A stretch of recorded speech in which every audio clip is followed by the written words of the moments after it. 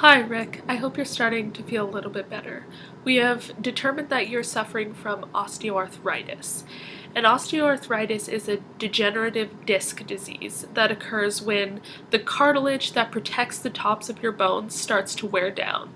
Um, and so this is oftentimes referred to as the wear and tear disease, and it's very common amongst individuals because it just kind of happens naturally as you get older, and especially if you're very active like you are, because you're moving around a lot, you're doing high impact sports, and your joints take a lot of that pressure, and the cartilage that protects your bones starts to wear down. And so osteoarthritis can happen in your wrists, in your back, in your neck, in your hips, and where you're experiencing it is obviously in your lower back. So what happens there is there are these cartilage discs that separate the bones in your vertebrae.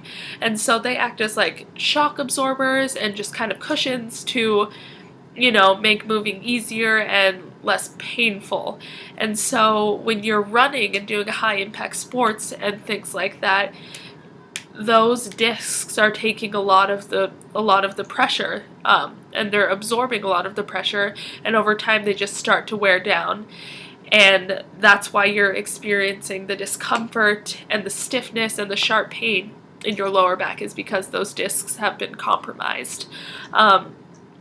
Now, there's not a cure for this, but there are some things that you can do to sort of ease the pain and bring back some of your functionality.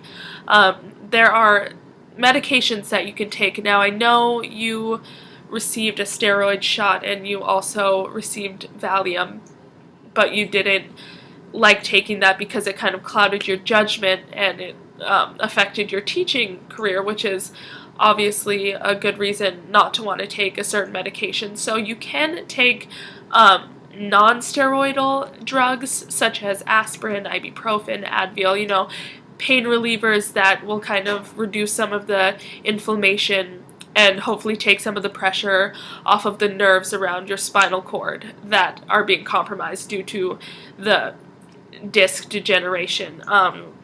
So things of that nature aren't going to have the negative effects that you saw with Valium, but then again, they're not necessarily always strong enough to ease enough of the pain that some patients might be feeling. But if that works for you, then that's great. So I suggest that you start off with taking some anti-inflammatory non-steroidal drugs such as aspirin, ibuprofen, Motrin, Advil, things of that nature. And if that starts to work for you, then I would continue to do that.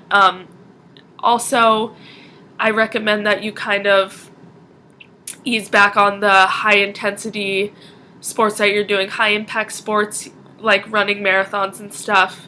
I mean, it's great for a lot of parts of your body, being in shape and exercising is very important, but the fact of the matter is it really does wear down your joints, and if you're already starting to feel the extent of pain that you're feeling, it's only going to sort of get worse if you don't handle the situation well enough. So, but there are some physical activities that you can do to sort of help ease the pain. Yoga and stretching and stuff like that, just kind of gentler exercises. Also, that you can do pool therapy. That's really good for your joints and kind of increases your range of motion.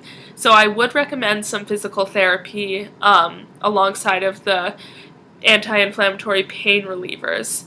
And if that starts to work for you, then that's fantastic, and maybe you can just keep going along that path and taking those sort of precautions.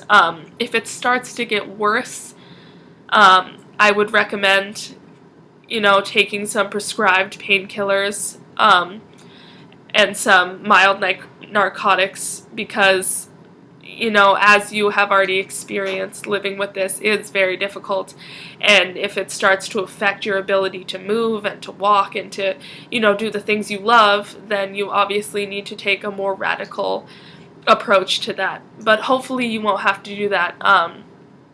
Also, if it gets to the point where you're starting to feel numbness in your legs and in your arms and things of that nature, or if you really have lost the ability to walk and kind of move, then that might suggest that you need to consider surgery.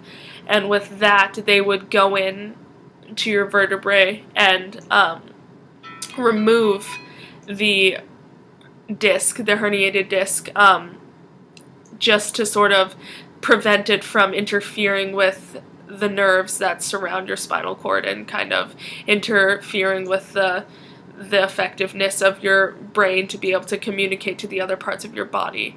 Hopefully it won't get to that point, and I hope that sort of the physical therapy and kind of laying off of the high impact sports and maybe some of the non-steroidal pain relievers will work for you. Also, my colleague Dr. Mateo has some other suggestions for how you can sort of start to ease the pain that you're feeling and just learn to live with this disease.